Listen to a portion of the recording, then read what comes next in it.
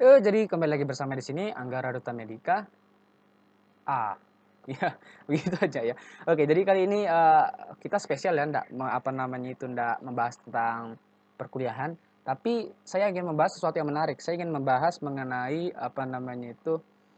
soal soal KSN atau Kompetisi Sains Nasional Matematika tingkat nasional, SMA ya. Jadi soal ini menarik ya, tapi memang kebanyakan banyak yang protes tentang soal ini karena soalnya terlalu mudah untuk tingkat nasional. Tapi sebenarnya saya sangat enjoy aja mengerjakan soal ini karena memang ilmu saya masih kurang dan ini lumayan lumayan susah bagi saya. Mungkin menurut kalian susah ya gitu. Mungkin menurut kalian gampang tapi menurut saya susah ya. Jadi saya akan menyampaikan bagaimana cara menyelesaikan soal nomor 5. Oke, jadi soal nomor 5 berbunyi seperti ini. Suatu himpunan A memuat tepat N bilangan bulat. Jadi A ini sama dengan N ya. Ini maksudnya ini banyak banyak anggota ya. Kardinalitas lah. Ya, gitu. Suatu himpunan A memuat tepat N bilangan bulat yang masing-masing lebih besar dari 1. Jadi misalkan bilangan bulat X, misalnya X ini elemen A. Maka X ini lebih besar dari 1 dan setiap faktor primanya kurang dari 10. Jadi X ini memiliki faktor-faktor prima yang kurang dari 10. Nah, faktor prima itu apa? Faktor prima itu ya seperti ini misalnya kayak 2, 3, 5, 7. Jadi suatu bilangan misalnya 10 itu memiliki faktor prima 2 dan 5 seperti itu. Nah, setiap faktor primanya kurang dari 10. Jadi X ini berbentuk 2 pangkat P kali 3 pangkat Q, 5 pangkat R, 7 pangkat S. Nah, jadi X ini berbentuk seperti ini dia. Faktor primanya semuanya kurang dari 10. Ya, P-nya boleh 0, Q-nya boleh 0, R-nya boleh 0, S-nya boleh 0. Tapi tidak boleh semuanya 0. Karena kalau semuanya 0, maka X sama dengan 1. Seperti itu. Ya. Nah, kita harus tentukan N terkecil. Sehingga A ini pasti memuat dua bilangan berbeda A dan B dengan A kali B ini kuadrat sempurna gitu ya. Kuadrat dari suatu bilangan bulat. Ya misalkan U kuadrat seperti itu. Jadi kita pengen menentukan N terkecil sehingga A itu terjamin memiliki dua anggota di mana dua anggota berbeda tersebut hasil kalinya itu kuadrat dari suatu bilangan bulat. Seperti itu. Nah, misalkan S sama dengan misalkan S ini himpunan dengan anggota X ini himpunan bilangan bulat, bilangan asli lah ya. Bilangan asli di mana X ini semuanya faktor primanya kurang dari 10.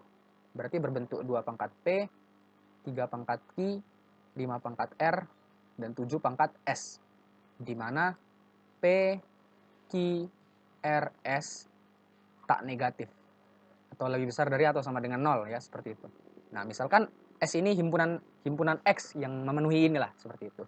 Nah, berarti A itu sendiri adalah himpunan S yang tidak mengandung 1 gitu.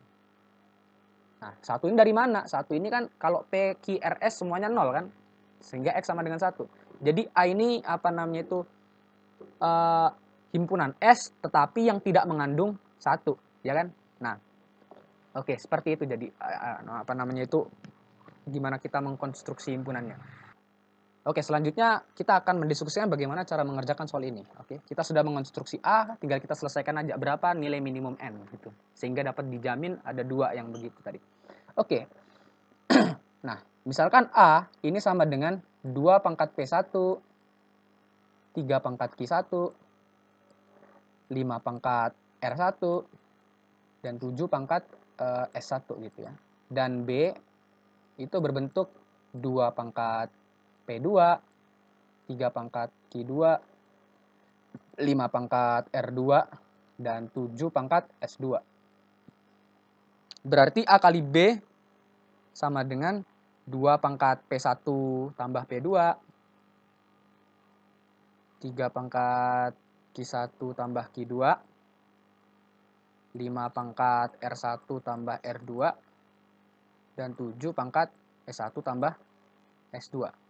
Nah, agar AB ini bilangan kuadrat sempurna, maka P1 tambah P2 ini harus bilangan genap, dan Q1 tambah Q2 ini bilangan genap, dan R1 tambah R2 ini bilangan genap, dan S1 tambah S2 ini bilangan genap. Nah, kenapa seperti itu?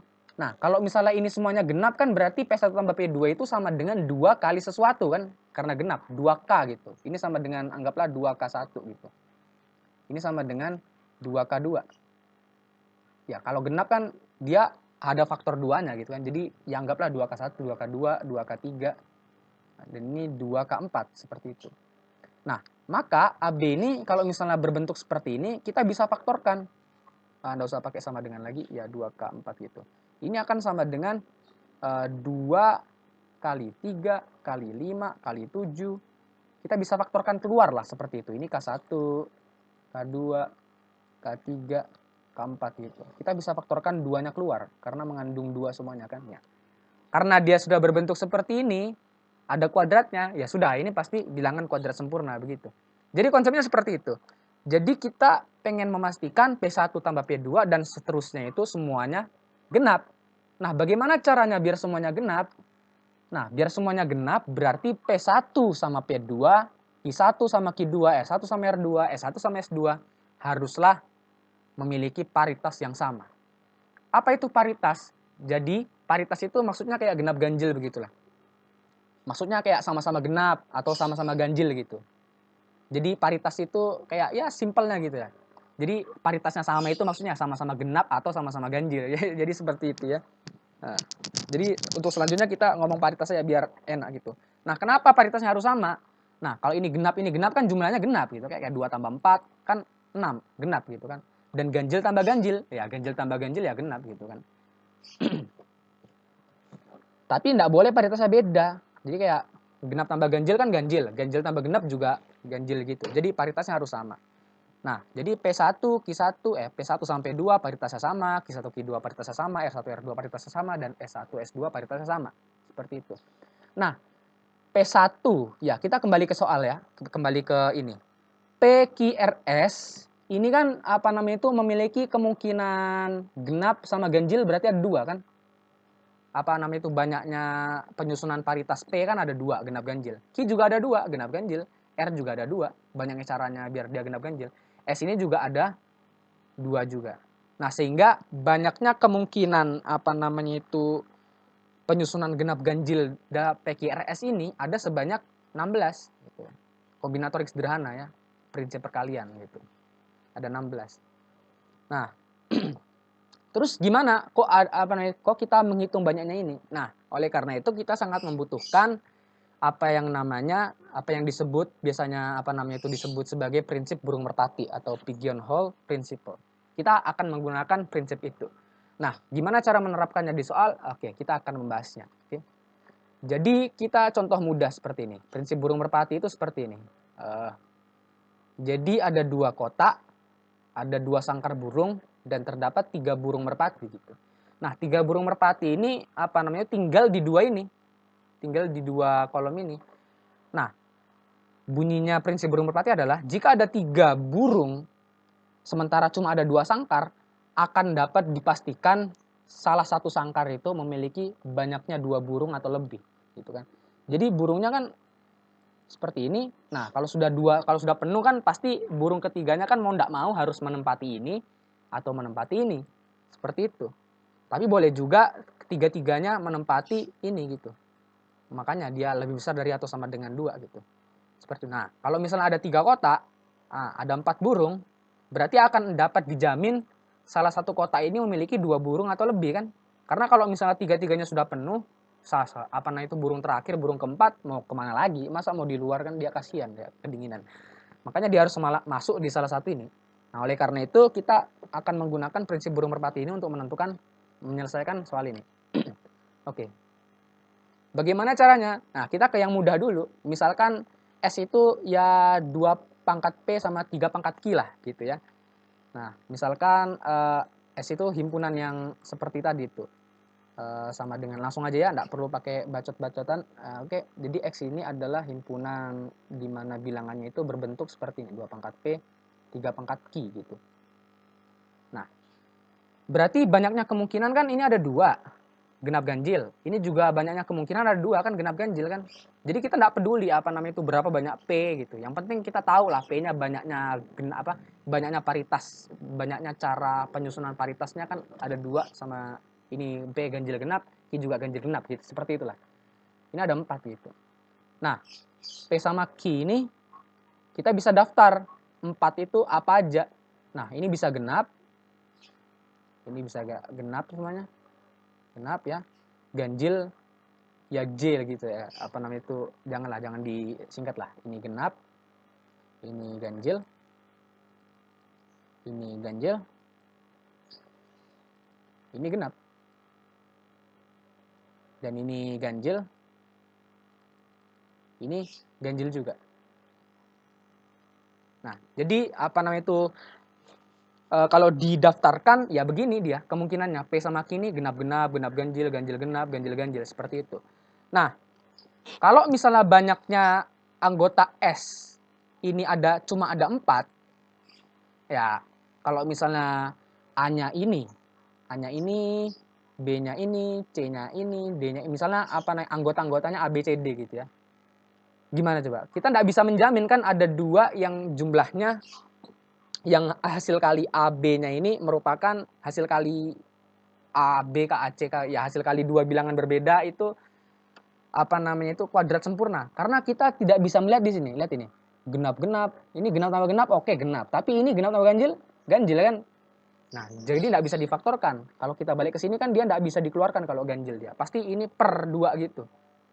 Jadi kan tidak boleh tuh kalau misalnya begitu. Nah, oleh karena itu S minimum ada berapa? Harus ada 5 kan gitu.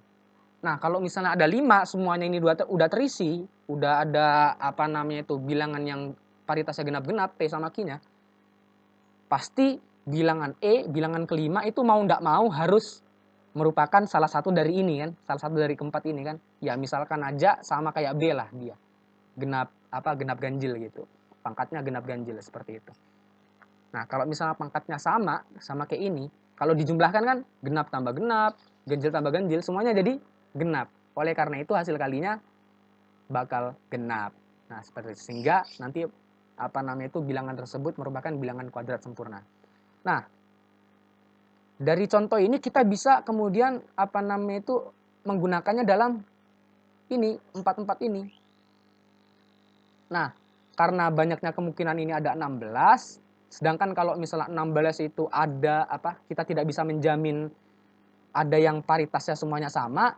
Nah, oleh karena itu, biar kita bisa menjamin ada yang paritasnya sama, 2 bilangan A sama B misalkan, maka harusnya terdapat 17.